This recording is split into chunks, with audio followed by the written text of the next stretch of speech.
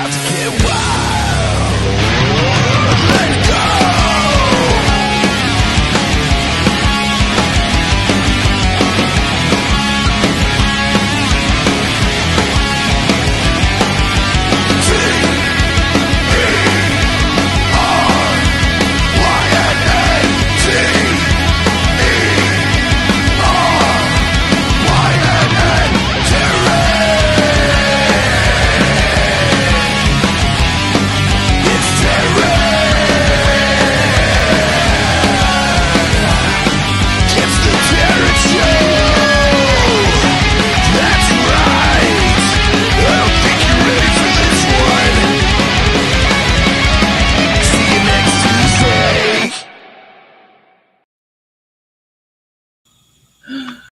Guess who's back, motherfuckers? That's right. It's Tuesday. We're back to regular, well, kind of regular scheduling programming. We're just starting a little bit later here and there from time to time because life fucking calls. But anyways, welcome back to the Terynn Show, where the energy is loud, the opinions are fucking reckless, and absolutely nothing is safe from being judged. Not tonight, not ever. We're going to talk about wrestling merchandise. And you know what? It's not just going to be wrestling merchandise. It'll be merchandise from some other stuff too. So that's what we're doing. Iconic, questionable stuff that made legends and the stuff that should have never made it past the fucking design stage. All right. And of course, you guys know I'm not going to be diving into this alone. First up, a man who walks into chaos and somehow becomes the loudest part of it. Equal part legend, equal part menace, and absolute wild card energy. He's got opinions that nobody's ever even asked for. Zero intention of keeping them to himself. If there's trouble, he started it. If there's noise, he's making it louder. Brace yourselves for the human fucking hurricane, guys. Old dirty Dick Ric. Woo! Another week with the Queen. Another toast to my favorite human being on the planet.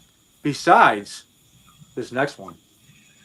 Ooh, you know what? Fuck it. Let's just get right into it then. The cool, calculated, and slightly dangerous. The man who watches the chaos unfold with a little smirk because he's already 3 steps ahead.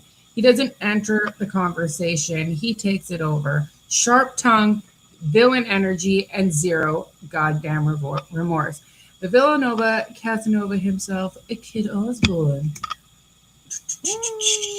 I gotta get a little drum roll or something. I have never been more excited about an episode. This is I can tell you're very excited. One, because I think I prepared myself for it since, well, we're not going to go and talk about how long, but I fucking love wrestling merchandise and all the stupid shit that I collected as a kid and unfortunately still as an adult, if you want to call me that. But I want to get started right away because I'm sure there is just a fucking plethora of shit that we don't even know and we're going to remember. It's in the back of our heads from, when we first ever got, hooked on wrestling to the shit that, that we still, for whatever reason, like to collect now. Guilty pleasures, maybe?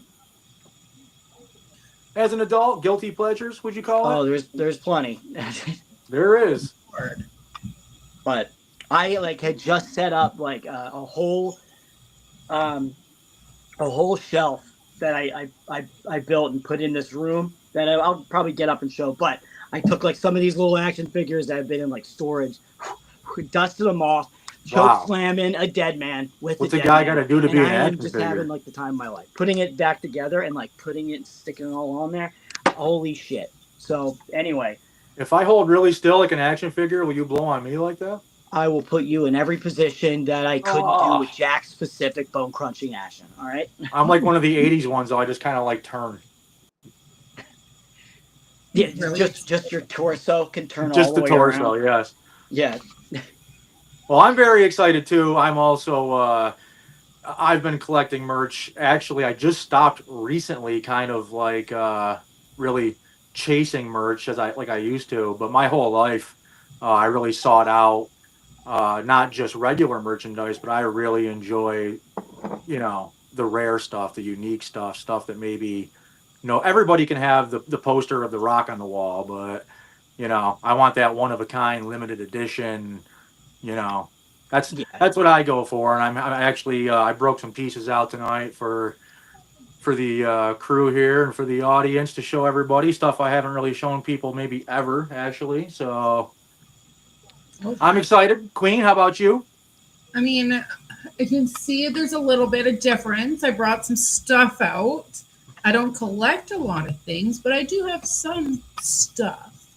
Um, so, I guess I can show it off and, tell a little bit of story time because most everything that I do have has like a little bit of a backstory of it, anyways. Oh yeah, I think Like- that's going to be a big part of it going forward tonight. Yeah, like it all. I mean, most of it is like I just hope that Tony, and by Tony I mean Rick, or Kit myself, doesn't get a little emotional. When we start I'm already trying to things. steal myself. Oh my god! I got some pieces that might get me a little. Talking about the things I unboxed that I never should Oh. have. The like the wrestlers that I hated, ripped their heads off, and then realized 20 years later I shouldn't have done that. But Everybody in the comments now, after, if you're watching on YouTube, the replay, at any point, please let us know your favorite piece of merch, why it meant something to you, what it reminds you of, all that good shit. We'd love to hear it. yeah, because I mean, the amount of shit that has been out there since we were all born is just immense. So it's like to me it's like worse than Disney.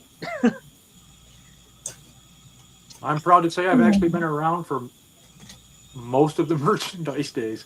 So I got some stuff to show. Oh, perfect. He's going to really blow the dust off that. Change your name to Dust. No, Oh, not a chance. Sorry, pal. So what's our first topic tonight, Queen? Oh, shit. Sorry. I was reading a message. I got distracted. Well, actually, I was trying to get somebody to bring me one of my action figures down here because I forget that I only have like one or two. So getting one of her minions to bring down. yeah, that's what I was actually up to. All right. First off, why does merch matter? Huh? Huh? What do you guys think? Why does it matter? Representation? Excitement? What? I mean, it matters. I mean, because it's in a sense it's identifying who you are with the characters, the teams, whatever it is that you identify with. You're an NWO guy, and that is just, and it's a fashion sense in its own self. The same thing with being like a DX fan, like Or like a Hulkamania fan? Huh? Or like a Hulkamania shirt. It's like Right. you see You're like a Hulkamania. You're a heart. Your team Heart Foundation. It is essentially like it's telling people who you are and what kind of personality you have without actually having to say anything. And that's some of the reasons why I think some of the merch that we buy, shirts and fashion is exactly what we do. And then obviously the colorful characters of wrestling are what attract you. And it's like, man, your favorite wrestler could just be somebody that could be like Nakamura because he wore all fucking red, and that is essentially like how you almost start your beginning ascend into this stupid ass wrestling bubble. I mean, you're not wrong, and I think we touched upon it already when we said that it had kind of like an emotional tie to it in most cases. And whether it's when you're a little kid, an adult, whenever you get into it, it don't matter. But most of us got into it when we were young, and it was kind of like it's a way to support you buy a shirt for a football team or a baseball team. It's the same thing. You're showing support for your guy or whatever, your girl. And a lot of times I thought, at least for me personally, those characters maybe spoke for you when you couldn't. Said the things that you wanted to say or did the things that you wanted to do and you couldn't.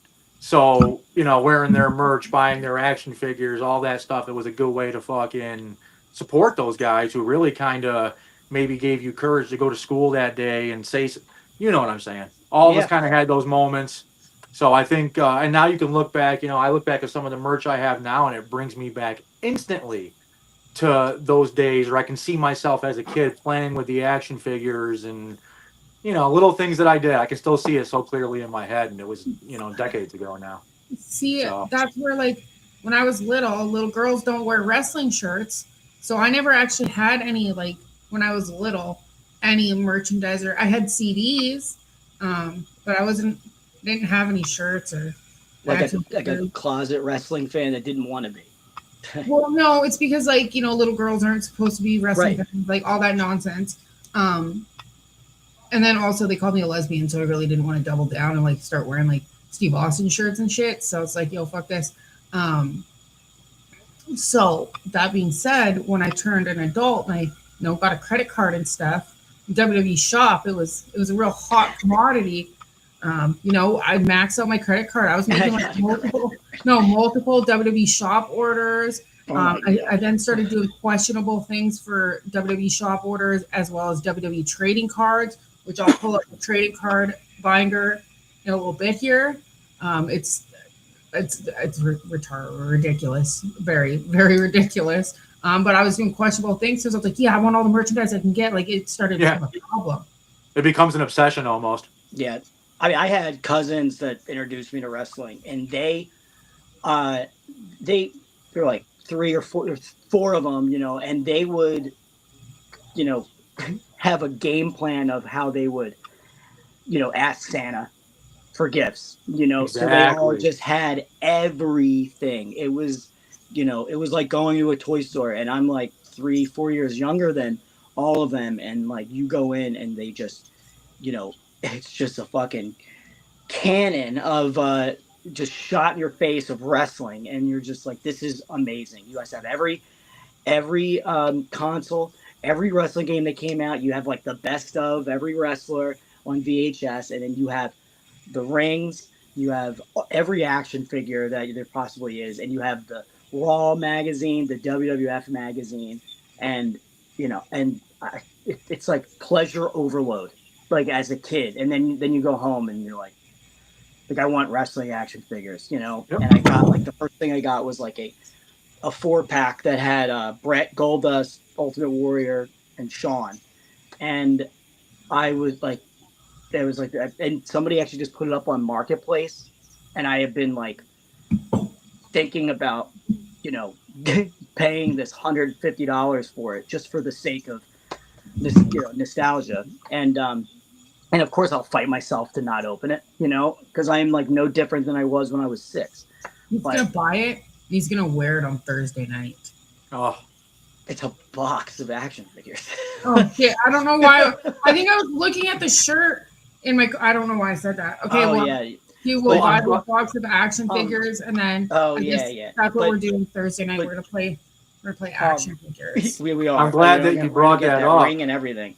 But to go back to what Teryn was saying, like, when I was in grade school, like I went to Catholic school, not bragging, and like nobody liked wrestling, and there's not many. There's not many kids in my grade, but there's only my best friend liked it, but he's not like obsessed with it like I was. But otherwise, like, apparently at that time, there was a different time. I was gay for liking wrestling. I think we all kind of went through that at one point. But it was just like, it kind of, and it does deter you over time. But I fought it, and so really, like the only time I would ever enjoy it was like when I'm at home by myself, or I was hanging out with my one best friend that liked it. But we all just will, we need to try to be cool, So yeah, wrestling's gay, Well, I'm glad you said before. One of my favorite things. What is that? From my friend Effie. Oh yeah, it's a thing that you can put change in. I like that. All sorts of stuff, But we love Effie. But so that was you were saying before you were going to buy figures and not open them, and I'm glad you brought that up because besides the nostalgic stuff, a lot of it can be an investment for people. And I Right. know, uh, I wouldn't say 100% by any means because I collect fun stuff and nostalgic pieces too.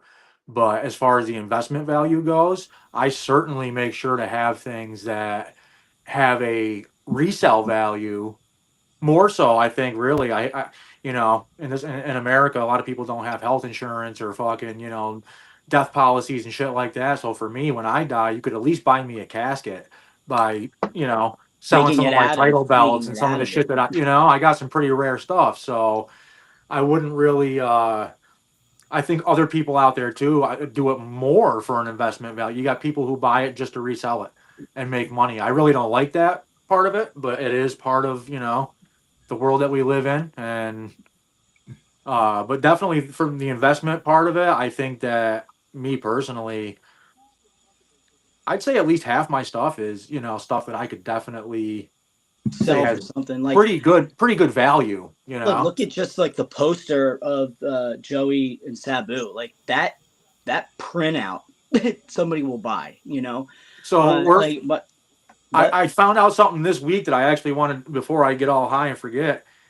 I went I back in the day when they had we'll touch upon the figures again in a few minutes, but yeah. uh the very first run of action figures had a very specific ring with a big blue steel cage. And I actually found that when I was like 7 or 8 at a garage sale for like Oh five my bucks. And Christ. I still have it to this day. And I just looked online and I happened to see like a post about it, and some guy was like offering like $4,000 to $5,000 for one. Okay, So so my heart's, I'm like, so now, like, and the thing with Jeez. investments is, you guys know, you don't always want to hold on to shit. There's Yeah. bubbles, especially with wrestling. Wrestling is notorious for going through ups and downs. Right now, we're in an up. Do you sell it when it's worth $5,000, or do you hold on to it and then it ends up being worth $5 again? Right. okay, I mean that's true. But it's also like there's like that sentimental value that Oh, some I people played just with it can't as a do. kid. But like honestly, like I was saying about like the shelf that I built, and I just unboxed like a bunch of shit, and Yeah. I'm like, well, how much other shit do I have that I'm never going to take out? And it's like I'm like in between of that kind of a person that like can't give things away, and I'm not like a hoarder, but like that sentimental value. Yeah, but one day you're gonna need it. Like I think a majority when of are you gonna people fucking fall under need that. that? you know, um, but the other part, the resale value. Here's something that I like. The one thing I got as a gift in like 2018, and like I'm on the fence of whether I want to open it or if I want to ever like just keep it the way it is, or will I ever sell it if it's actually worth something and maybe this guy actually dies for real. And it's the Undertaker like wine, for Oh yeah, I example. It's wish I something had like grabbed this. one of those. Yeah, and I'm like, but this is like one of those like this is bottle 24 or barrel 9 of 30 and like in 2018. I'm like in my head, I'm like, what's gonna happen? You're gonna drop it, and that's probably inevitable. But otherwise, like that's just to your point, like one of those resale value things that like right now, I don't think it's worth anything. It's probably worth less than what whoever got it for me. When he But retired, he when the probably could have got more Undertaker, for it. yeah, but when the Undertaker has his ultimate demise, uh, Oh yeah, save it that for thing is then. going to be worth it. Absolutely. You Yeah. know, hear me out, you boys. if Dirty it's Dick. about the Undertaker, No, fuck the Undertaker. Okay, fuck the Undertaker. Irrelevant to me. Dirty Dick has this blue fucking caged ring. All right, nostalgic, worth money. Kit is openly thinking about buying a box of action figures. Tony brings the ring. Kit buys the action figures. And we do a live streaming of Teryn, Kit, and Kyle. Or this is more Teryn, of a Kit, and Patreon Tony. kind of thing. Yeah, that's exactly it. And it's just us playing with little action figures. And then Old depending ones. on what Teryn's wearing, it's an OnlyFans kind of thing. Oh, That's right. what if she's wearing just action figures, just like Yeah, just like how I was going to strategically, wear just action figures. positioned? I mean, if we could tape it properly, maybe it's like a little action figure bathing suit. Fuck it, why Mhm. not? Well, they Yeah. had those thumb ones that you could like maybe put on the. Well, Anyways, Yeah, we're already veering way off track, but I did want to ask something on why merch matters. What makes a wrestling shirt actually good? ooh. Kit, you Well, want to go first? no, go ahead. All right. So for me, it's different now, but when I was younger, I was really into pushing the envelope, anti-authority. Uh, I really liked saying "fuck you" to the higher ups, and was kind of like not like CM Punk, but like a voice for the voiceless. I was always standing up for other people and shit. So I really like shirts that fucking would draw attention to me, but perhaps like negative attention. So like obvious example, DX the Suck It shirt, got me thrown out of school and suspended. Back then when they try, and I challenged that because I was a big like First Amendment guy. So I was always kind of looking for something shocking. Now, I'm a little older. I still like the shock value, but I definitely want something that's eye catching. As an adult, I want to be able to wear it out in public and not look like a fucking. This is why, like, I love John Cena, but I don't own a single John Cena T-shirt because it's fucking. They're for kids, Like the colors were. I think I have like one John Cena shirt that's a pay-per-view shirt, but I can't rock a neon colored. Don't. They're for kids. All right, Look at what so- you're wearing right now, and you wear He's that wearing out. a robe. He's wearing a robe, and just don't go too far with what he's wearing right now. All right. And that T-shirt that he's got on, Teryn. This is one of my You're not absolute favorite wearing pieces of merch right here. What I'm fucking That's so going funny. for, That's so boys. funny because I am Look at that. wearing. Well, that's what I'm saying. You know what makes a good fucking shirt? Me also in a Oh, drunk shit. Canadian shirt. Wow. How can Way I- better with a rack in it. Thank God I know you, Teryn, and you had given this to me. But like, what about if I didn't know you? Where am I going to get this? That's so crazy. You can just head right on over to prowrestlingtees.com/TDS and get the shirts. All of them are up available for sale. You want to get them before the next Jericho cruise because everyone and their goddamn dog knows boarding day, we all rock the DEC shirts. And you Usually also we probably wear want to the get them short before Vegas because if you're going to be walking around the streets there, especially I think you might need one of these. And I believe we're going to be getting our own T-shirts soon. Yeah, you Yeah, guys we're- can look for Teryn Show merchandise coming real fucking soon. real fast. Which quick Tony, shout out you to were- Heather. or Rick, you were. Sorry, go ahead. Heather did purchase 2 shirts this week, so thank you, Heather, supporting the brand. We love One it. for each huge tit. Good lord. Sorry, Heather. I had to get the titties in there. She's the blowjob queen. The old throat goat. So anyway, as Teryn was asking, like about the merch that we would buy, and I'm right up there with Rick when it comes to like you're like I was talking before, like it kind of defines like who you are or who you want to be perceived as in public, right? That used to be the trend, or like and then as I got older, I cared more about like the nostalgia part of it. Like I would get our friend John's T-shirt if I saw it, and I would, and more or less, I mean, having our friend of the show, David, who does merch, like he had given me the like certain shirts that I loved looking at, like I loved seeing, and I never had my hands on, like the Survivor Series. Like Oh, he that's had made fucking this. fantastic. Like, I love like his recreations, like because he doesn't do Yeah. that. Like the little things matter. Like if it's WWE that's doing it, they will change the logo, Right. and they'll And make it like that's a $60 T-shirt from WWE shop. right, and it's it has like the whole card on the back. It even still has Jerry Lawler, who is going through legal issues. Oh yeah, it's when he fucking raped that chick, the little girl. Yeah, it was a different time. Not for him. No, it's It's been still the same for like 40 years for the good old king. Yeah, yeah. Sorry, King. But you know Not sorry. that's kind of where I'm at now, and it's like I think as I became a wrestler, and even as I just got older, it's kind of like how like the way I dress, it really just depends on like, do I have to get dressed up? I kind of am like a kid still. It's like, do I have to wear a suit to church? You know, but like now, you know, if I go out to like a nice restaurant or whatever, I'll dress like this, and it's like, I'm still gonna tip the same. You know, I, whereas like you could see an entire family like plan their trip, Well, I to mean, Chili's that night. you still When you're a go. big D-list celebrity like me, you can go to Chili's anytime you want. You could totally still go to a nice fancy restaurant in a drunk-eyed Canadian shirt. Just pop on a nice blazer or a denim jacket with your denim jeans. Canadian tuxedo through and through, baby. Come on now. I had While gone Kid's to giving this. the tip, old Dirty Dick's giving the whole shaft. I have a funny story. I had bought a long sleeve Steve Austin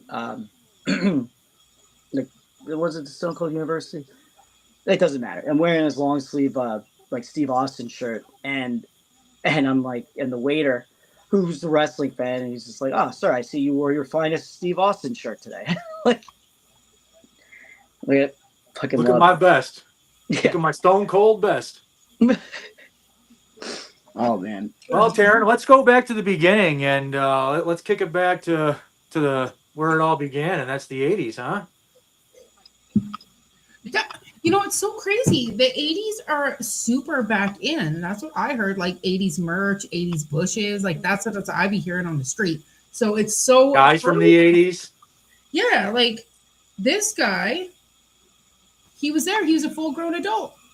Yeah, Already what was it on like? almost baby number 4. I wasn't a full-grown adult. I was born in the '80s.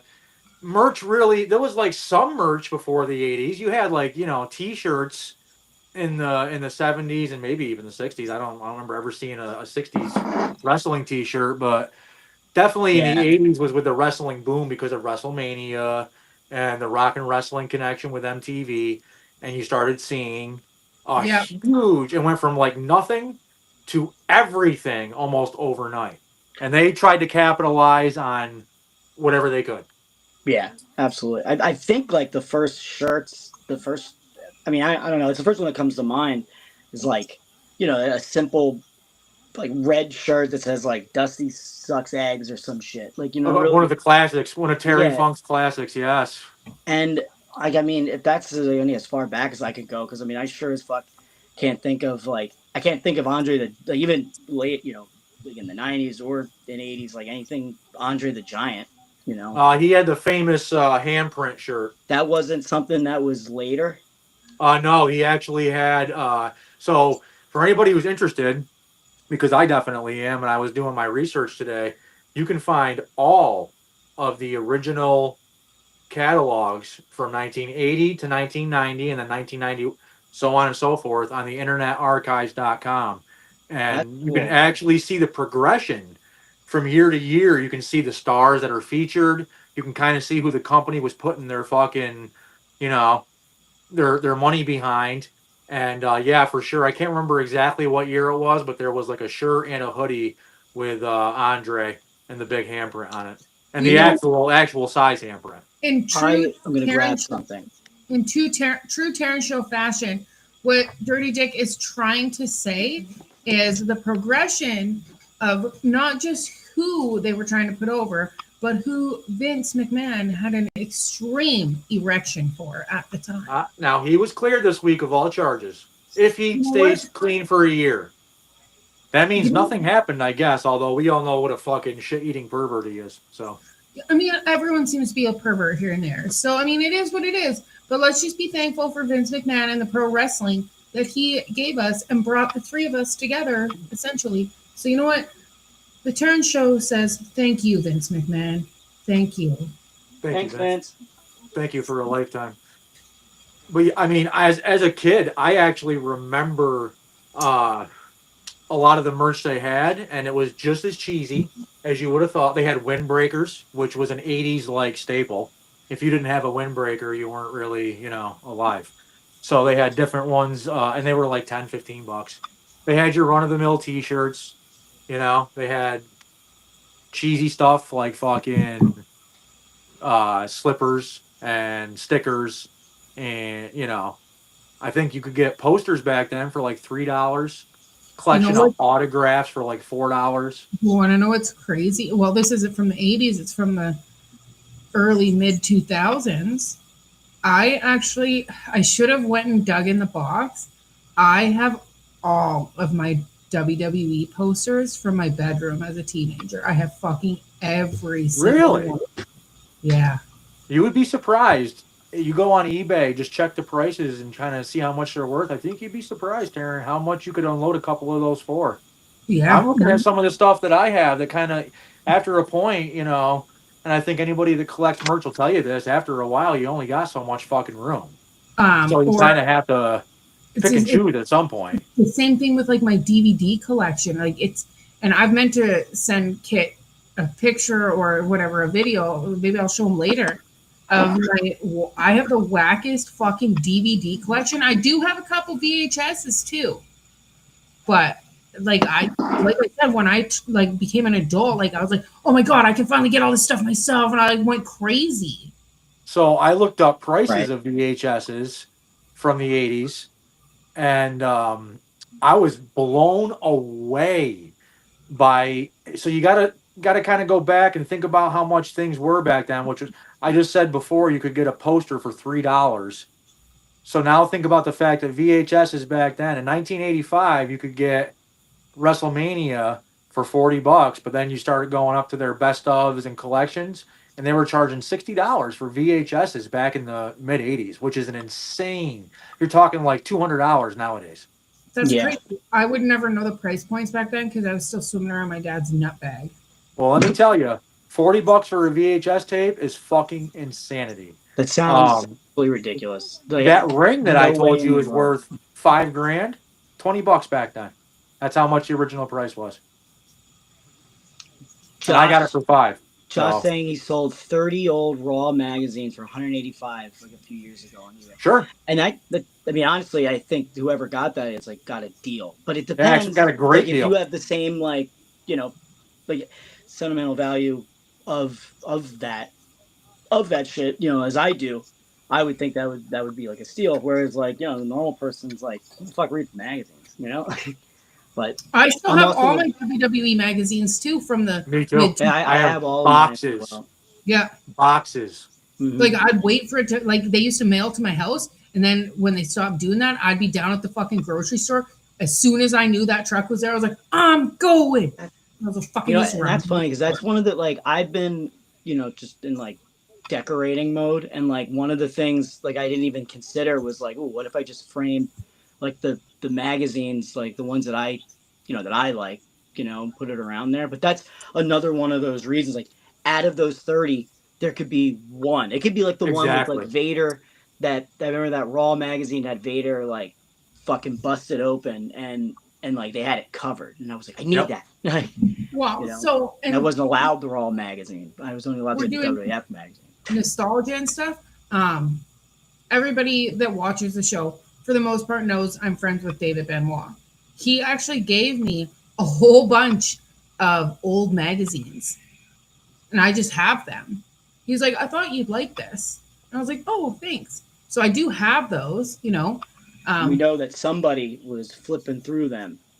And that being said, we might as well just talk about the shirt that I did bring out. That I did want to mention that, but I was waiting for you. I didn't know if we were going aloud. He was like, yeah, he was mind This blown is when I awesome. told him the origin of this shirt. So this shirt here, like I said, David Benoit is one of my really good friends, and he had a box of stuff for me, and in it was this shirt, which is a WCW Monday Night Jericho, Jerichoholics Anonymous, sleeves cut off, but this was his dad's shirt. And he's like, I thought you'd like that because he knows I'm a Jericho fan, but this was Chris Benoit's shirt. I don't know. Does it make you feel different when you wear it? You just kind of want to. No.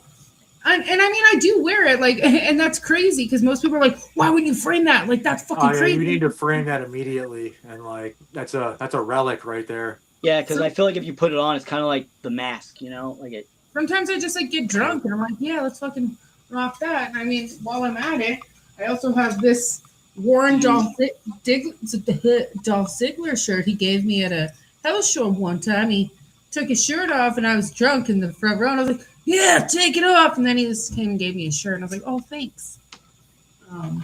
So, you know, I do have like a few. I kind of want to buy.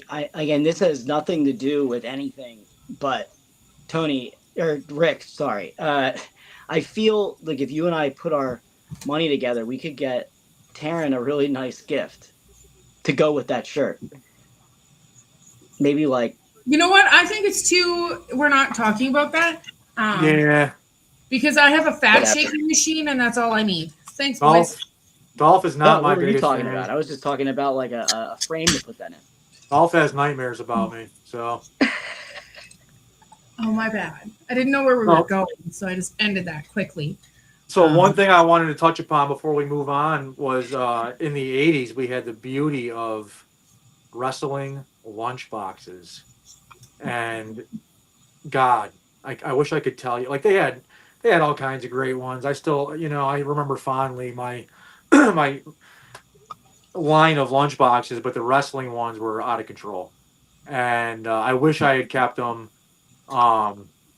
They're so much now that, you know, I have yet to find one that I would actually pay for. But yeah, they were amazing. And you go to school with it, dude, and you're like, it's lunchtime, and you pull your fucking And then you get beat up because you have a wrestling lunch kit?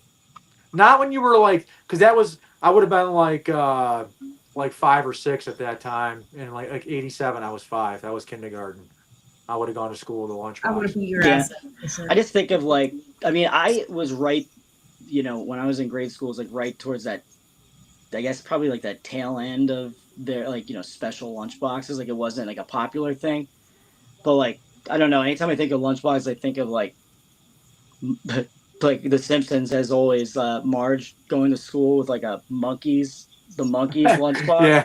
And like, ew, you like the monkeys? You know, they don't even write their own music. What? So, speaking of lunch kits, and I have this handy because it's just been there for a couple years, and I don't even know what's inside of this. One of the cool things is on the Jericho cruise is actually the gifts, like because in the first 400 cabins or whatever, not everybody gets the cool little gifts, but this wasn't last year, it was a year before, I think. This was one of the little fucking slide it gifts. Over to your yeah, there you go. Is a little lunchbox. In the old 80s style fashion. I also have one of those. And I'm pretty sure that was the year we got the micro brawler. Yep. So we're going through memory lane here with this one because I haven't opened this since I packed it on the cruise. There's some tickets. Oh God. Oh God. Yeah, it was the micro brawler she's talking about was a limited edition, so cruise only. Yeah. So like, there's like some cool little stuff, and then you know, of course, they did those little stupid trading cards. I don't even who the fuck do I have? Jim Duggan, Steph DeLander. Fem Halen. I need that Jim Duggan card. Do you actually want it? Yeah, I really do. He's from, so me and Jim Duggan, for those who don't know, are from the exact same town, and I live down the street from where he grew up. That's cool. Yeah. He seems like one of the good ones. Like he's such an amazing guy. All of his stuff still hangs in the Glens Falls High School here. All his awards, and he used to play football and set a couple records and shit, so shout out to Hacksaw, baby. Hey, well, Dirty Dick, this I will make sure I pack. Thank you so much. I appreciate that. Sorry, go ahead. I did come across 2 T-shirts that I'm bringing for you. Is a cheeseburger one that you wanted, and then I also have a Rod Piper one if you want. I'm a huge fan of both. I got They're both one and the same, if you ask me. Not at all. No. Well, I mean, one time, Piper. Well, anyway. Anyways, moving on. To go back to the 80s, well, you know the one thing, like, I mean, there was like a boom, you know, as we have, but the one thing that I see a lot of now are like recreations of the cards. the match. Oh cards. yeah. Yep. And I see that a lot. And I've also, I go on. I'm like obsessed with Facebook Marketplace, and there's a lot of people that have like original Madison Square Garden one, like and I have and tons. I'm like amazed by it because I feel like then and as like plain as they kind of are, it's like other than like the font that I the font on those cards that like you don't see used, because they're dated. But Yep.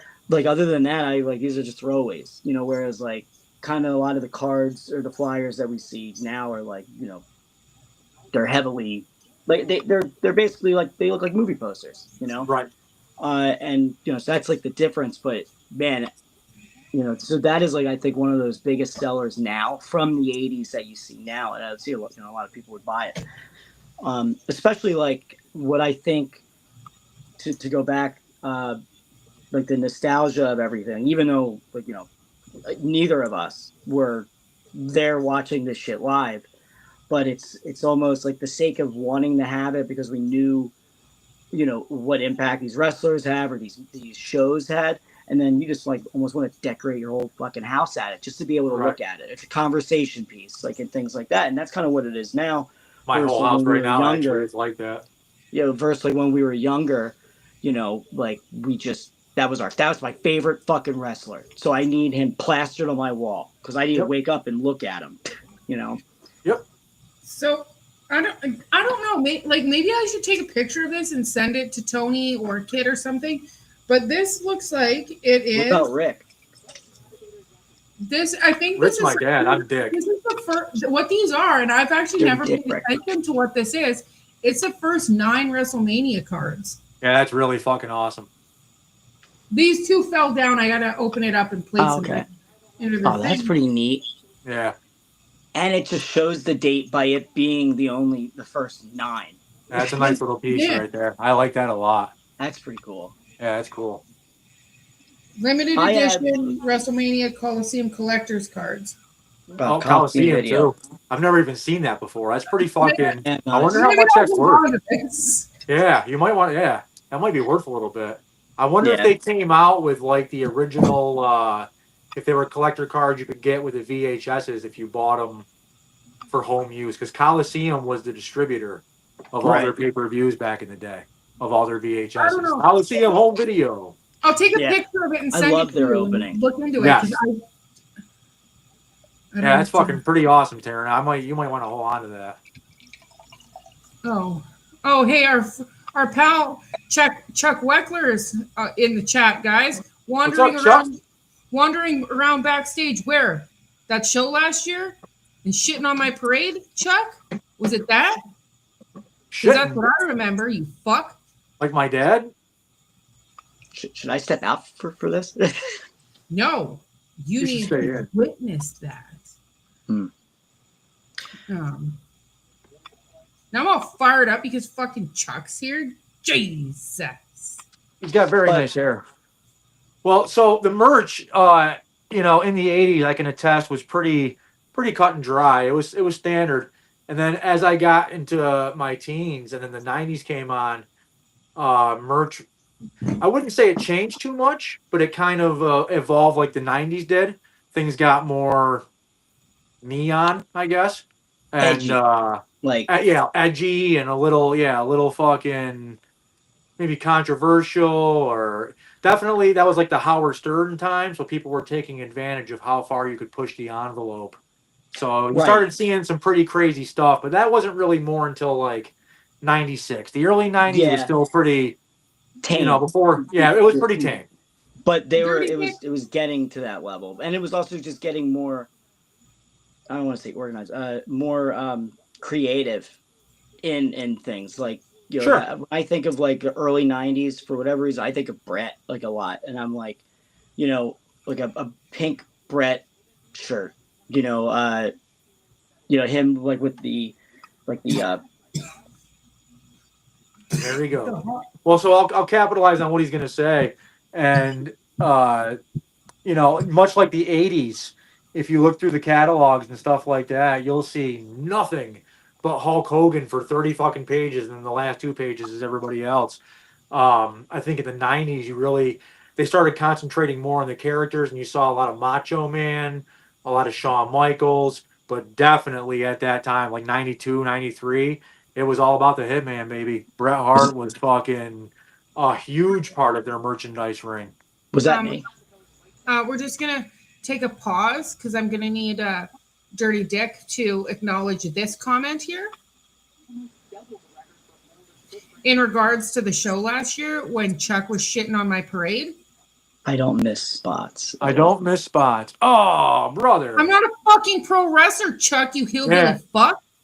Listen, Number she was heavily under some wrestling gimmicks at the time, brother. Michael's special. Like, So then, that being said, Chuck's now saying he's going to be on the boat. Chuck, I'll give you a little piece of advice. If you don't believe me, go find Gord from the previous cruises. I think you and him actually got into it too. Stay away from me, Chuck, with your little All fucking right, well, fist you put up your fucking puppet, piece of shit. anyway. Yeah, see, you know what? Fuck you, Chuck, you hillbilly piece of all shit. right. Let's Out here. No, move on. Let's move no. on. Yeah. I mean, it's thank your show, you, Queenie. Jamal. You say what you want. Yeah, 100 goddamn percent I will. Thank you, Jamal. Chuck, have you ever taken one? Probably not. Well, fuck. All he ever does is run his goddamn mouth. He ain't be doing shit. I'm all riled up. Like, I was supposed to be chill tonight. I got a vacation coming up. I'm trying not to get agitated because I got a lot of things to do and excitement to be had. Now, Oh, Chuck's getting all fired up. Lady and the Tramp coming up. My God. So anyway, back to the '90s. Yeah, like Brett. Like anyway, I was saying before. Bret Hart, yeah, yep. Like it started just being more creative in the sense. It went from that like Dusty sucks eggs, and plain, cards. So like looking like the back of this T-shirt, and then Great getting designs. things like Yes. like the chairs that have the collectible chairs that you would pay to get the front row. I mean, like Dick, you were at most of them. I got one sitting next to me right. This is just one I have. I have like 14 of them. This is from one night stand. I should have brought my chair out here. It's another piece that David gave me. It was I think it's the pay-per-view that Eddie won his first title on. So we actually got a segment coming up about that exact thing that I was saving my stuff for. But you're not wrong. Like the '90s started having that. The chairs were a big part of it. And they also started expanding on, I know we were joking about something last night, and I know we're going to say it again now, but they had the wrestling buddies, the little pillow action figures, and somehow we all... Go ahead. I didn't have one, but we all know somebody who cut a hole in its mouth and fucked it, though. Somehow we all know someone who fucked a wrestling buddy, and that's so... For once, it's not me, but I do know a kid who fucking... took the Ultimate Warrior one and cut a hole in the... Well, anyways, that's not what they were for. God damn it! Right, yeah. Right. I mean that was like when you were almost going to throw them away, I guess, and you just said you felt a certain type of way about Legion of Doom Animal, Not well, me. So there was two things that I thought, and I saw this personally, that came a long way from the 80s to the 90s. In the 80s, they had the foam wrestling belts, the really low quality, fall apart fast ones. In the 90s, they came out with these nice, really hard plastic ones. Unfortunately, they had stickers on them, which would kind of peel, but you could glue them. I still have one from 1992, and other than one corner slightly peeling, it's fully intact. It was used for all of our backyard wrestling matches. That was our official championship. But those got a lot better. The toy replica belts got a lot better. Yeah, so I ended up, I don't even know, I want to say I was probably 16 or 17. I actually tricked somebody, it was my mom and dad, into buying me the U.S. Spinner title. As we all know, I love it. Yes, that was so good. So with that one last year, our friend Jamal, it was last year? It was last year. Yeah, the Mania. It Yeah. was last year that Jamal dressed up like John Cena with the brass knucks and everything. So I brought him my U.S. spinner title. I did end up giving it to Jamal because he appreciated it. But that was my one replica title that I ever did have, and I gave it to our good buddy Jamal. It's a good one too. That's cool. You know, the one thing about some of this wrestling merch that I would like to mention, like now I think at our age is like that giving of like you're like this person is gonna fucking appreciate this like a lot. Uh Dave, who like you know, he will send me basically it's like a Dave box of shit that he doesn't want, you know, all It's an different weird unboxing. merch. But the one thing I was showing him like again I don't know why I keep bringing I'm just so proud of this fucking shelf that I could unbox a bunch of shit. But he goes, oh, I have he came over last night and the one thing he was like, oh, I'm trying to think like other shit I can give you that I just don't fucking want. And you know, like let me know if you want it. And one of them was a Flash Funk like bone crunching Jack Yes. figure. And Yes, dude. and like I lost my shit at the What a great idea thing. of him giving this and like you know, and it's like weird things that I like now that I would never give a shit about, you know, when I was 7. And that's like one of those things. It's like I mean, like speaking of the spinner belt, do you know how bad now I would love to go to a Walmart and get those cheap plastic spinner rims and put it on my fucking car? You know, Right. Yo, fucking pimp my ride. What's I up? would fucking do that in a heartbeat. And that is one of those like, you know, those situations where like I just don't care anymore. I just think it's funny and I like it, so I don't it doesn't matter. Yeah, that'd be fucking sick. It would be. It would be fucking great. But those are the, you know, those are some of those situations, like some of the merch and the nostalgic value of it. And but I'm sorry, we went off course to go back with like, you know, the 90s, going from that more creative to the more in depth. And then honestly, the big factor is, you know, this was now a time where anything and everything had a WWF logo on it or Right. had, you know, like like I mean, obviously you have to be you have to be popular enough, but I mean like a TV guide with Stone Cold Steve Austin and The Rock and Big Show or whatever, and then Yeah, they had you're that having run. fruit punch with like that Yep. fruit punch with Vader, Shawn, you know, Undertaker, whatever, and like everything had their fucking faces plastered on it, and it didn't matter what it was. Yeah, So but they tried to redo that in the mid 2010s too, with 7-Eleven and the fucking Yeah. WWF. I feel like they never Yeah. stopped. They just have a bigger value that Yep. they are doing it on even dumber shit. Yeah, You I know, don't know. but Maybe I should bring some big gulp cups. That could be our drinking cups this weekend, I boys. can tell you personally that I've watched them from the 80s up. They've always marketed to kids because kids are always going to be the fucking biggest money spenders only because parents will buy them anything to shut them the fuck up for 5 minutes.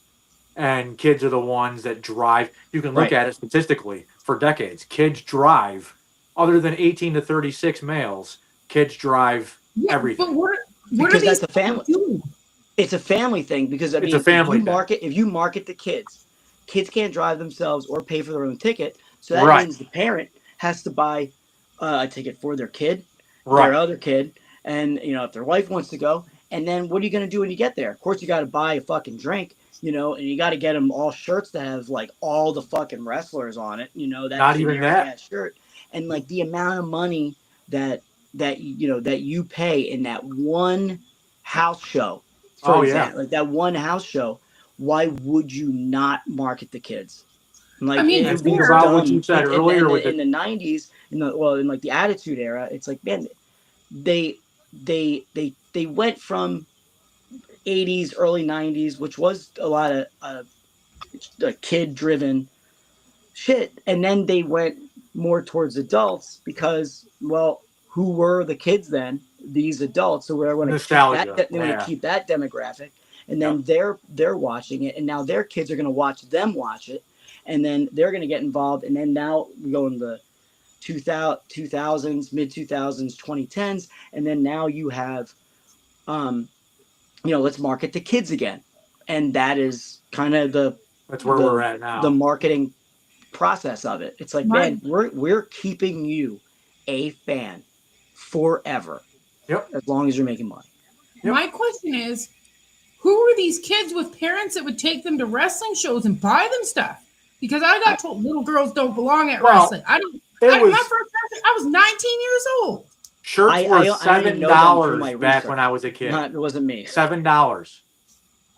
It was $7 back to get a front row. A front row seat was like $15, $20. $7 to get a T-shirt, $5, $3 to get a poster. It was insane how cheap and affordable it was. It really was. It wasn't until I'd say maybe after that fucking really bad recession in the 2000s there that things I thought really wrestling started getting unaffordable to the point now where the average family can't go to a house show for less than $500. So and that you're talking about nosebleeds, but right. I mean, it's a lot different now. I mean, but it's so different. Wrestling's never been more popular ever. And it's never been not worse. Even just popular. It's so known, and then it's like a Super Bowl every fucking Raw. Yep.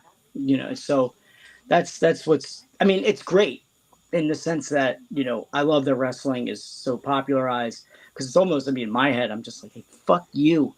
To every one of those, the kids that, made fun of me because I was a wrestling fan. It's like, yeah, now you got to fucking sit on it. Now you got to, now you got to sit there and groove on it, but I know one thing that I thought, so I thought merch kind of fell off a lot after the 2000s, except for two specific categories, and I'm going to merge them here because I know we were going to bring up action figures and their evolution at one point, but I want to also add to that video games because I think they kind of went hand in hand. In the early 80s, we had one game. It was WrestleMania. It was terrible. You had punches and kicks, and I think Bam Bam Bigelow could do a cartwheel. It was the worst game ever made. Super WrestleMania? Was that it? The original WrestleMania. Not that fucking cool one with the fucking in the arcade. I mean, the at-home Nintendo. Those were fantastic and still playable to this day. But it wasn't until the 90s when the consoles evolved, you started seeing the Royal Rumble game. Yeah. And it was much better. Same thing with action figures. I have some of the original ones. They don't move at all. They're completely rubber and don't do anything. I also have some of the next generation where Hasbro. Right. Yep. And then they had the ones where. The Bushwhacker's arms could move, or Shawn Michaels had this thing on his back you could pull back and he would fly. Yeah. But other than that, nothing else moved. Right. But now you're talking about 2000s and up, the video games starting with No Mercy on the 64, and then the action figures with completely movable body parts, and the evolution to now where they come with different heads, different hands, posable this. It's almost hard to keep up with. It's also not. I mean, I feel like the peak was the Jax specific Bone Crusher. Absolutely. Because I'm they move just enough for you to create the best pay-per-view of all time. Yes, to have realistic matches. Yes. Yeah, but then when they have their arms move, this moves, your wrist moves, heads, it's too much. And it's all right, come on. I'm not recreating a King Kong movie. Where every fucking thing, but... And poor Terynn never had this experience at all, because as she said, she didn't get to play with, nor did they really have many female action figures. I didn't want to play with girls. I wanted to play with the boys. She wanted her fucking... I mean, can you imagine how much happier Terynn would have been as a child if she just could have had fucking The Rock and Batista just... You know what I'm saying? No, she couldn't have that shit. Speaking of action figures, do you guys remember your first ever action figures that you had? Absolutely. Yeah. Who is it? Whatever. That's the one that I was telling you I was going to buy. It was the box of it was a 4 set with Shawn, Goldust, Undertaker, and Brett. Oh no, not Undertaker, Ultimate Warrior, and Brett, and that was like the greatest. That was the greatest thing ever. And then you go to, like I was saying, I would go to my cousin's house and they had everything, and then I go home and I have these four. I don't even have a fucking ring. I think you should buy that again because Dirty Dick has a ring. You know. I have also my original that blue WWF ring. I have that one too. We're not fucking playing with action figures. Well, I mean that's Yes, we are. 4-pack. I'm gonna have to dress up like Goldust now because I've already dressed like Sean with HBK leggings on the cruise. I've dressed as Ultimate Warrior and Bret Hart, so now I have to dress up as Goldust.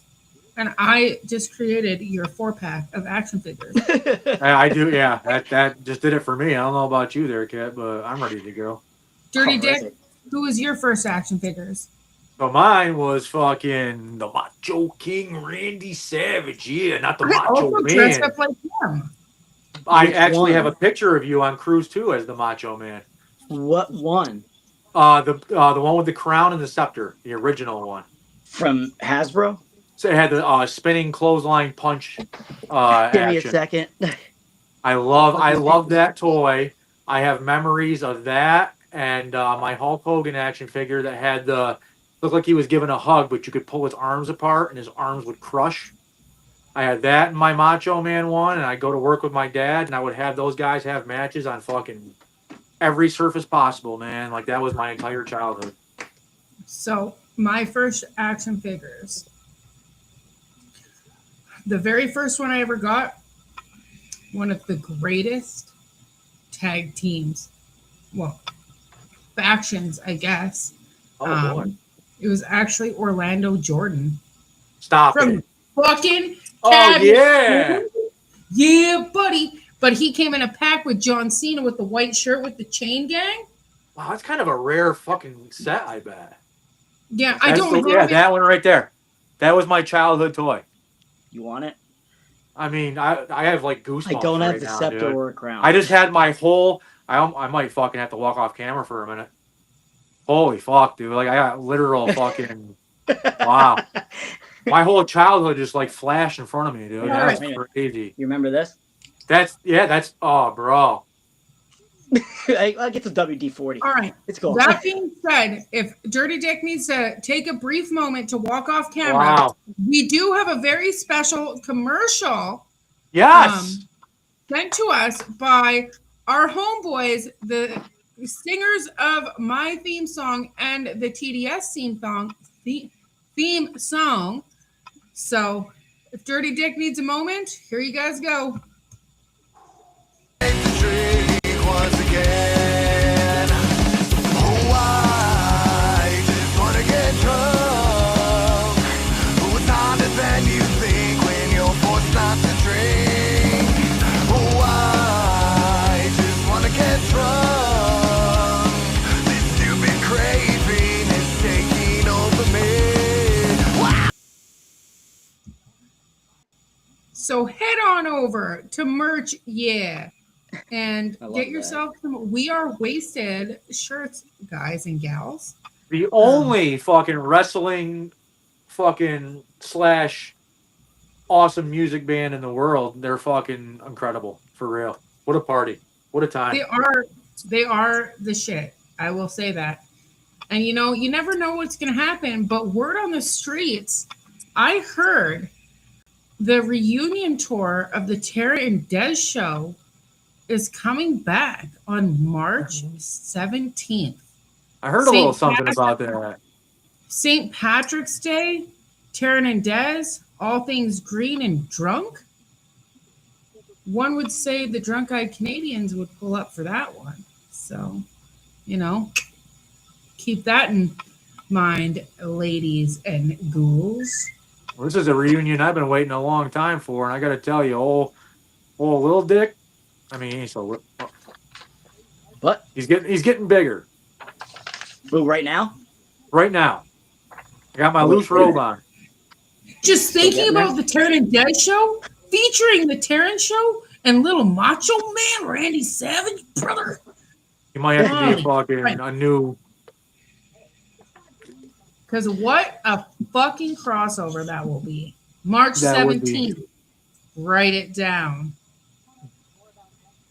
Can I So, ask, and maybe, what is one of the oddest pieces of merch that you have?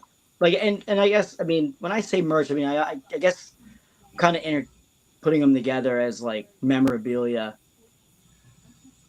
But I guess merch is anything that you can sell. So, Ladies first. I'll go first while Dirty Dick thinks about this. So yeah. obviously, the Jericho worn Ben washer is a rare piece. It's kind of strange to have. absolutely. And I will put myself out here, and I've done it before, not necessarily on live, but my friends do know about this, just because I dog people for buying worn gear and shit like that. But I actually do own a pair of worn trunks from NXT that I got tricked into buying, because I wanted the trading cards and the signed posters, and the trunks just came with it. And I've offered actually to give them back to said wrestler.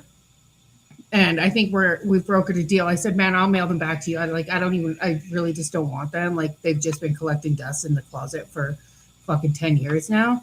But I do own a pair of Briley Pierce, aka Ryan Nemeth's silver trunks from NXT.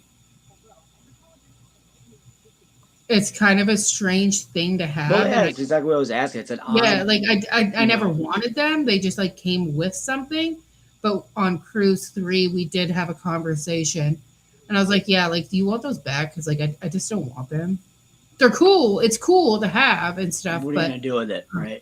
Yeah, and that's exactly it. Like, they're just sitting in my closet in a drawer collecting dust.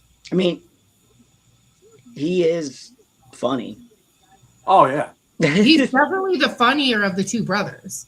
We witnessed this last year in Vegas. Oh yeah, I know. I kept telling you over and over again, like how not funny Tom is. Well, even on the cruise, fucking Ryan was, his little character Todd and all that stuff got over really huge, and he was very, very funny on there. Yeah. As opposed to not so funny Dolph. And there you have it. Anyways, so my rare piece, or my odd piece, I guess, is one that, and I had to think about this one, and I just saw it.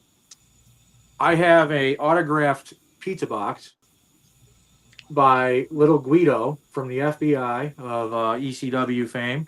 I was a huge FBI fan growing up. Many people don't know this, but I actually was training to be a wrestler and was accepted into the Wild Samoan School of Wrestling before I found a tumor on my leg and I had to have surgery. Where I then developed a pill addiction, and here we are now. Anyways, my goal at the time, because ECW was huge and FBI was my favorite group, and I'm Italian, Italian born, I really wanted to be in the FBI. So this piece, many years later, I had the opportunity to ask for whatever I wanted signed, and he was doing a signing from somebody else's house, and I said, brother, if you got a pizza box, that would be perfect, because back in the day, during all of FBI's matches, they would chant to Guido, where's my pizza? Especially when he had that fat fucking Sal out there. I think that was the reason why. But where's my pizza with the clap was always the chant. So the box actually says to Tony, here's your fucking pizza. ECW, Little Guido, pizza. FBI. So, oh my God. That's my odd piece, I guess. We love that. Do you have an odd piece? I do. I heard that about. I heard it hooks to the left. I'm sorry. You meant merchandise. Go ahead. You said you wouldn't say anything. So my throat's still show you. So I got this from one of my best friends. He had it in his basement forever. WrestleMania was in Philadelphia in 1999. And let's see, can I flip this thing? I guess not. All right. Well, oh wait, here we go. We're live Live on the scene with Kid Osbourne. Stood at Yeah. And his cork wall, which fucking blows me away every day. I can't begin to tell you guys. So Oh, look at this was that. at the time Wachovia Center. Yeah, Now, that's a great venue. Yeah. yeah, and this was like, in the venue, just sticking out, and I don't know how he got it, but that was this was the one thing he gifted me, and I put it in this room, and I'm like, this thing is such a fucking eyesore, but it's the oddest thing, and I have nowhere else to think to put it. It's pretty So, cool. I like that a lot. yeah. I wouldn't say it's an eyesore. Maybe it kind of sticks out there, but You're redecorating and stuff. You'll Yes. figure it out. Yeah. It's not an eyesore, but you'll then- find a new home for it. And then, other than that, like I mean, this doesn't count as merchandise but I have like things that like fans have sent me and like figured out where my address is, and that's weird. it is very weird. But It's scary. I'm sorry about that. I won't do it again. You told me twice, and I will stop. oh shit. But I should have given you my PO box, but it was my mistake. I trusted you so much. Is a comment I want to bring up. I'm going to read it. It's Yes, please. From Future Joey. We love Future Joey. What I'm going to touch on is something I hope Dirty Dick still has from this. Oh, yeah. Okay. Yeah. Future Joey saying, I own Joey Janela's ring-worn shirt and bandana, as well as barbed wire from his match versus Sabu, which was Sabu's last match, as we see in the background of Dirty Dick's screen. All right. So, please bring the old 1970s son of a bitch. we had a segment coming up about like ring-worn stuff, but Teryn already kind of touched upon hers. Yeah. I'll do mine now. Well, before I get to the big one, I actually I've never shown these to anybody. Nobody even knew I had them until now. I was able to acquire ring-worn pants from Sabu. I'm not sure how good you guys can see him, but the red and silver ones. He wore in Japan several times, wore in ECW. I have video of him wrestling Perry Saturn in Hawaii with these pants on, so I love these. They're autographed. The camel insignia came from his, I believe his ex-wife, if I'm not mistaken. Same with these pants. Took me a while to track these ones down. I ended up finding out he wore them against Bam Bam Bigelow on ECW Hardcore TV back in like 97 or 8. Both are autographs, so those mean a lot to me. But the coup de grace, now that we got Future Joey talking about the last match. I have a fucking story to double down on this one. Yeah, I know Teryn loves this because these shoes were a joke long before the last match. Everybody used to joke about old Flair wearing the fucking Nikes with his robes. During the last match, Sabu's boots never made it to him. So about an hour before the show or so, we needed something that matched his suit, and my Nikes were the only things that did.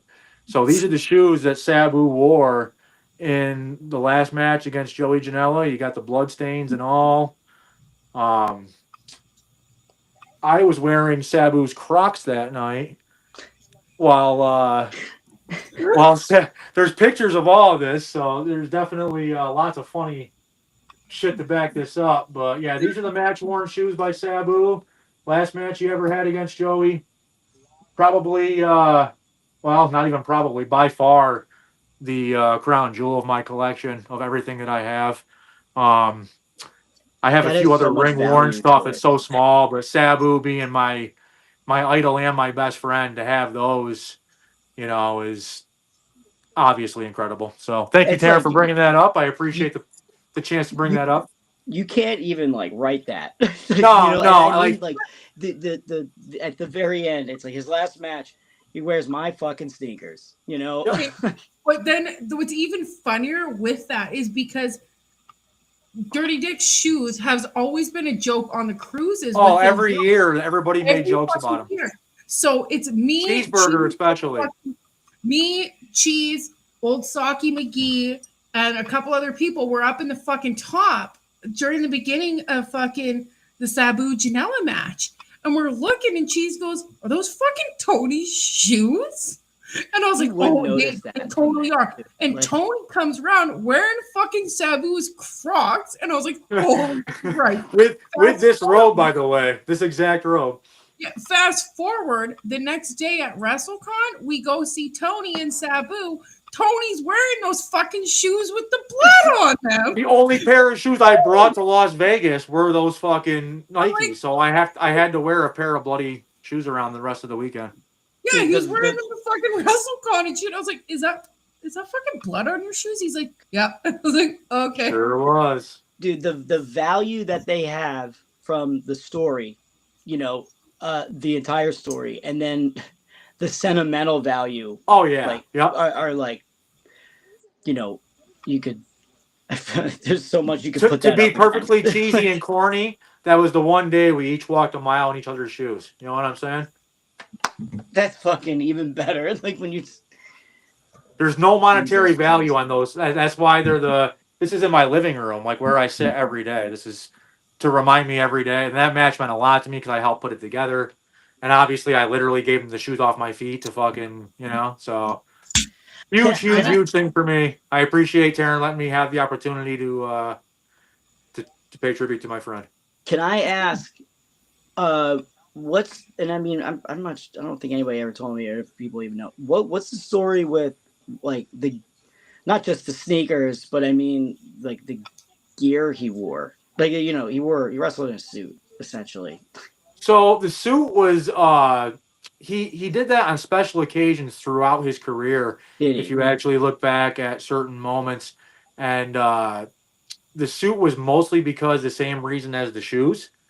match. All of his gear that we had ordered and ready to go and like promised by like the week before never showed up.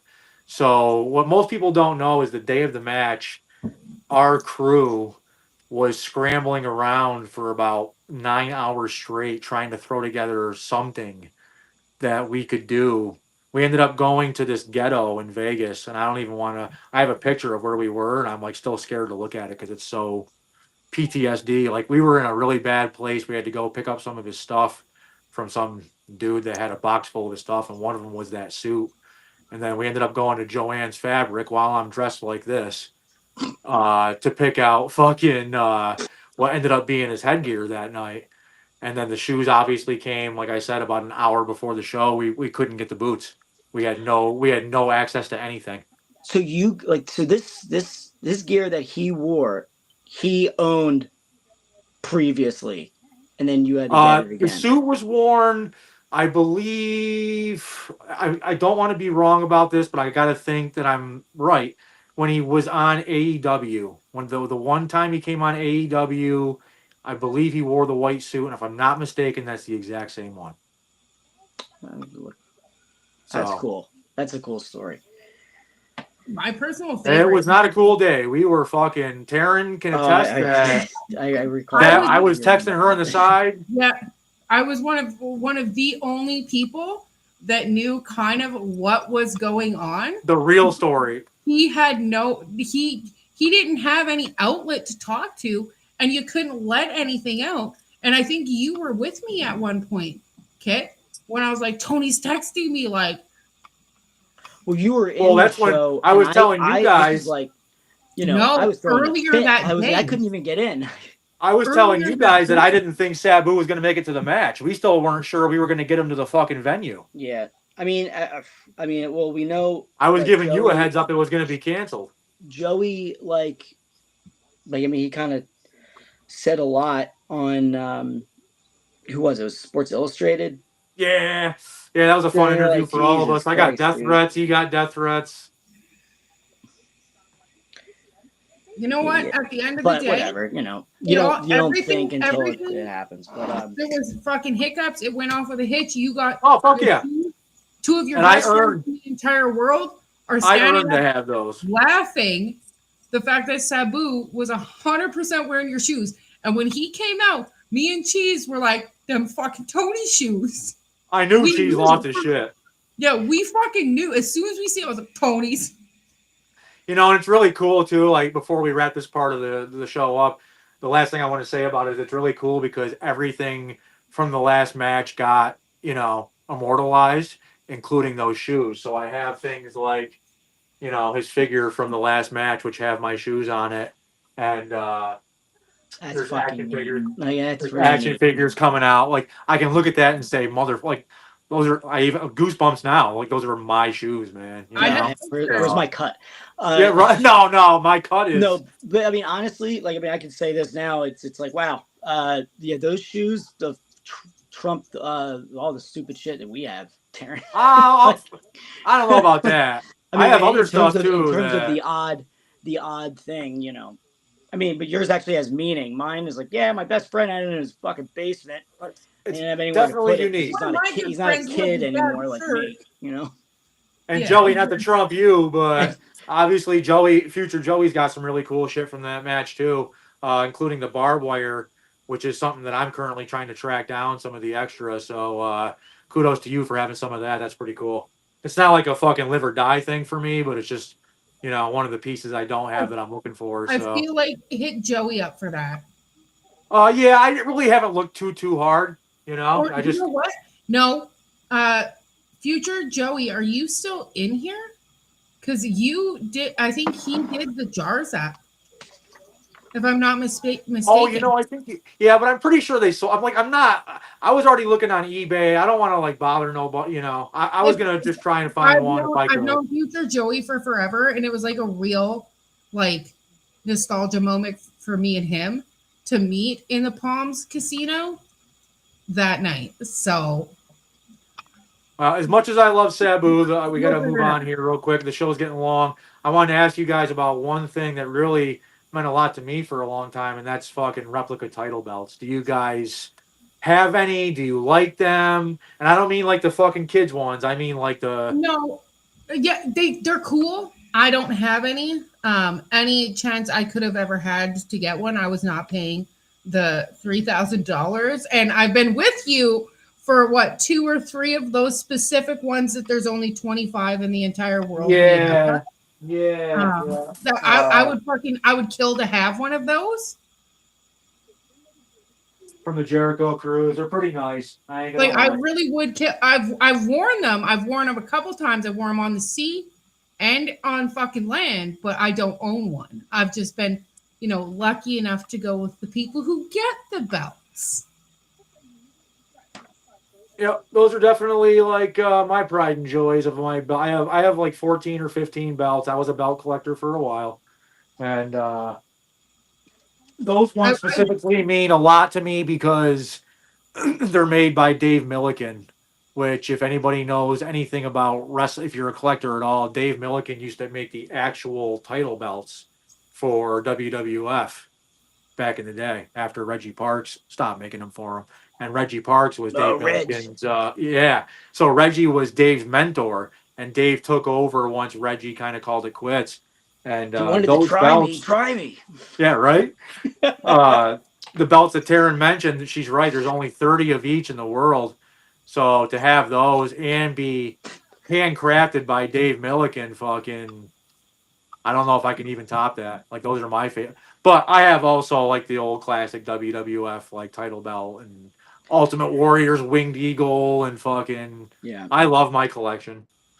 I mean, I obviously think, I think they're cool. I'm not a collector. And the thing is, well, it's like I had the plastic ones and I've since, I've broken, threw away, but Oh, you're a real wrestler too. I mean, you collect real and I only championships. have so the ones that I've earned, I've beat my opponent for.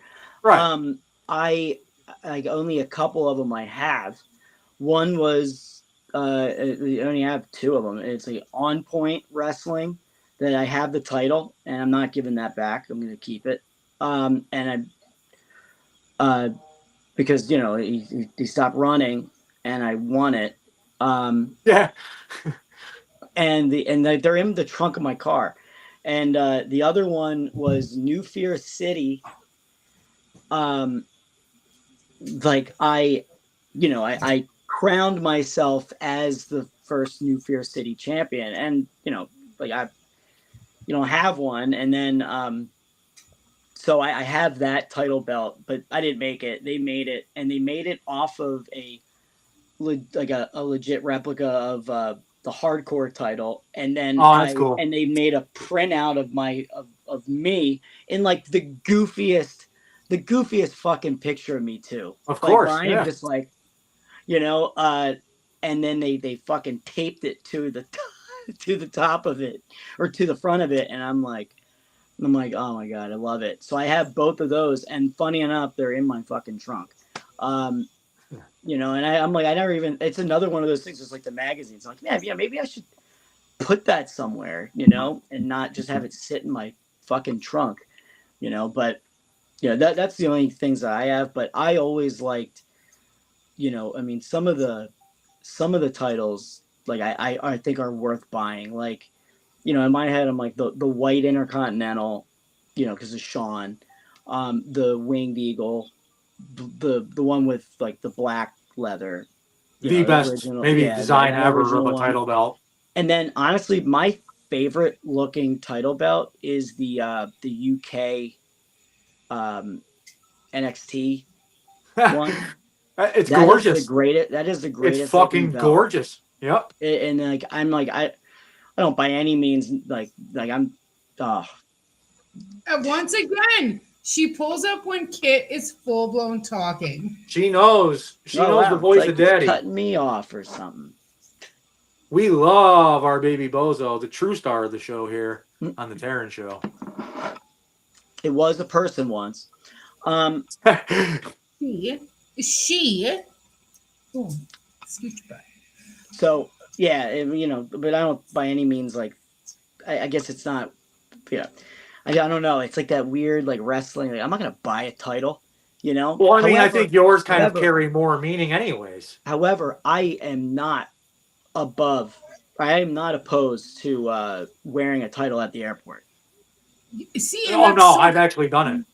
Yeah, it's so like that as a rib. It's like, man, motherfucker, like I did win this, and you know why? It's because I'm the best in the fucking roster. Like, so I'm gonna wear it. I'm gonna wear it at the airport, and I'm gonna so people who don't even know me, when I go to the bar, at the airport, and I go, oh, what are you guys flying for? Ask me why I'm flying. Ask me why I'm flying. Because I'm a wrestler, and I'm champion. It's so crazy that you're talking about this, and I know Dirty Dick is gonna pop for what I'm about to say. You want to wear your title belt in an airport, but from my understanding, you are going to have a Canadian title wrapped around you at a train station in just a few days because you have a little Canadian title now. So that's I'm gonna crazy. Have to fucking like big boot Dirty Dick out of the fucking way because he's gonna like all of a sudden you're not gonna realize how fast he is. When I pick up, quick for an older gentleman. When I pick up my two girls at the train station. I can't wait to be in your arms again. Actually, Dirty Dick, can you bring a couple replicas with you? Just like random ones? Like we can just go to the bar and wear them out? Because I'm fucking down with it. Oh my god. Oh yeah, I could. You're making him carry the world on his shoulders. I could. Fucking right. So, I'm traveling the longest of anyone, so everyone can shut the hell up for this. That's right. But yeah, but I only get to ride like a 4-hour train fun ride. would it be? We pull up to your little local bar just wearing title belts. Please don't. Yeah, he's got to go there. He's got to go there after us. Not my you know local. what? It's fine, Dirty Dick. Bring me one. I'll wear it. I don't give a fuck. I got you. Yeah, I can't wait for the people at my South Philly bar that I'm a regular at to bring Wait till I show up. bring you two in there. Yeah. I change things forever. Dick, like literally looking how he looks right now. Just like this. And this is how I go to bars. Like that. While these like old Italians are just like, I fucking But I'm an old Italian underneath all this, so I'm going to fit in just they fine. don't know that. They can't see through that. I'll break out the fucking. And they're like, I fucking knew Kit. I knew Kit was going to do something like this. I'll say gabagool, and they'll say, "Oh, he's one of us." Anyway, Holy Christ. You know what? We have done so well here. This might actually need a part 2 as well. Yeah, I know. We're the part 2 fucking kings and queen here.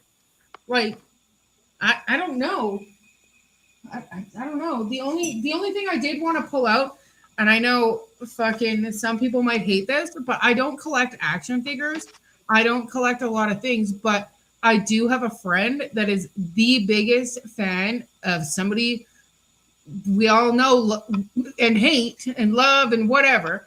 But anytime something new comes out for this person, my friend thinks I need it. I'm like, but I don't collect things. I don't need these things. So this is actually one of a really cool action figure that I do have that I've never taken out of the box.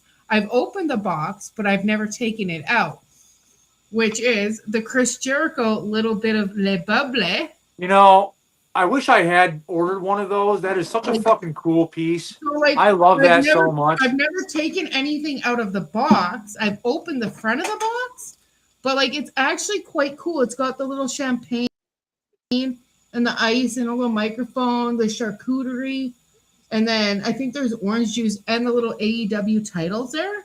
Like it's actually really cool, but pretty like I don't detailed. I don't I've never It really is. that, to be honest.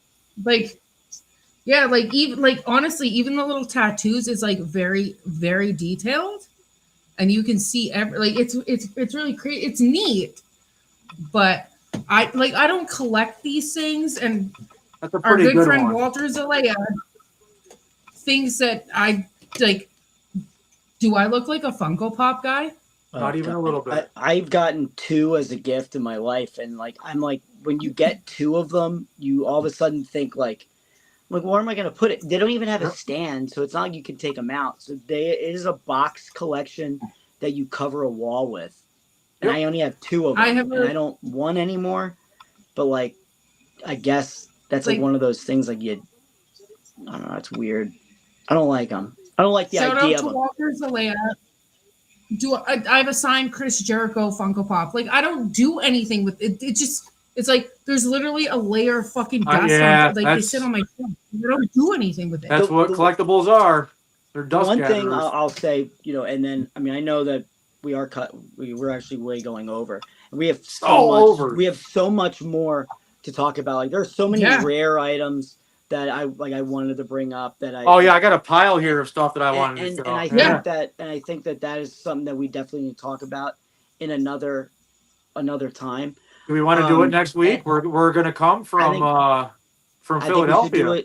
Yeah, absolutely. I mean, then I can't. But if you're not bringing them with you, then we can't show our stuff. So we'll come back. Yeah, this whole episode is essentially a show and tell, right?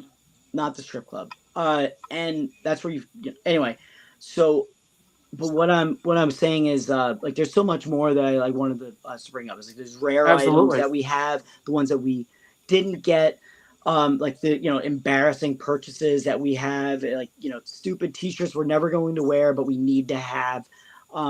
It's similar to like the T-shirts I have that have all the wrestlers on the roster on, that mean nothing, and it's in like a Christmas tree, like shit like that.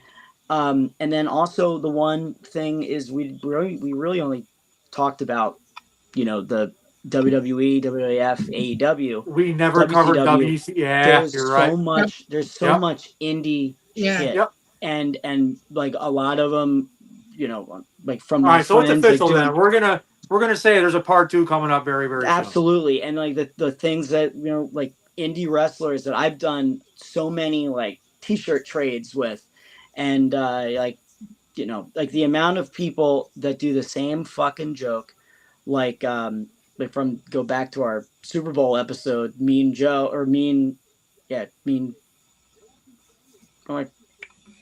the player from Pittsburgh. Fuck yeah, I don't know. I'm so high, bro. Mean Green, whatever. You know what? Guy Fieri. Stop. All right. So before you get me all riled up, no. Don't shut up for a second. We're not even gonna do that.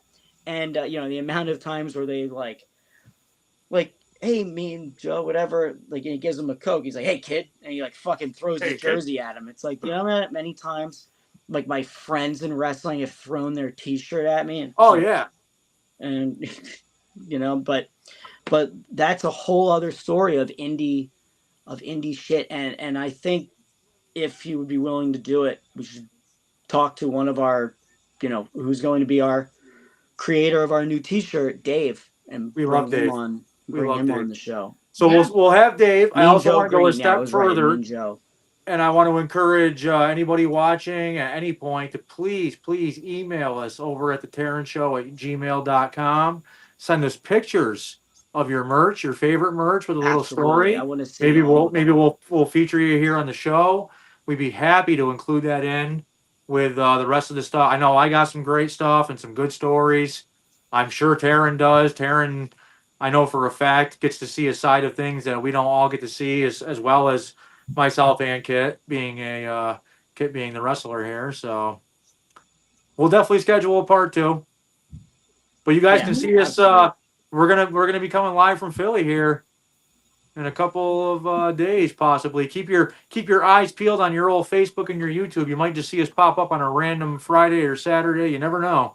Maybe all of them. You never know.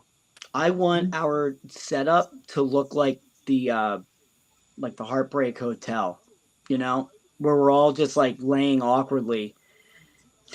Okay, I do know a place with a heart-shaped bed, and it's only $14.99 an hour. That's fine. All right, heart That will really push us to finally go an hour, you know. But anyway, I love this discussion, and I hope everybody liked that it. one, and I look forward to both of you coming to Philly. You know. Oh, it's Queenie time! It's Queenie time! Oh, you got a toast for us tonight, Queen? I'm not going to shotgun, but I will toast. All right. Oh, in that case, I'll put the fucking old club tails down and I'll grab the bottle. Got my crown on, which I will bring this week.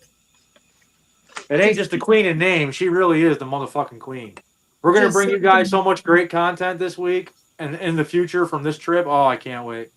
Just so my suitors are reminded that I really am the queen. Ugh. Yeah, don't forget, if you want to tip the queen, buy her a drink, onlyfans.com/TLJR90. Get 5 accounts like me. She'll appreciate you. I do appreciate that about you, Dirty Dick. But here's my toast for the night. We're going to after party for a little bit. I've got a long day at work tomorrow, and I have to go to bed because I have I'll after party all night long. Come hang out with Dirty Dick.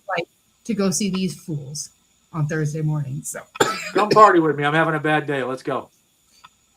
Here's to love. Here's to honor. If you can't come in her, Dirty Dick. Woo! You better come on her. Good night, guys. It's about to get wild.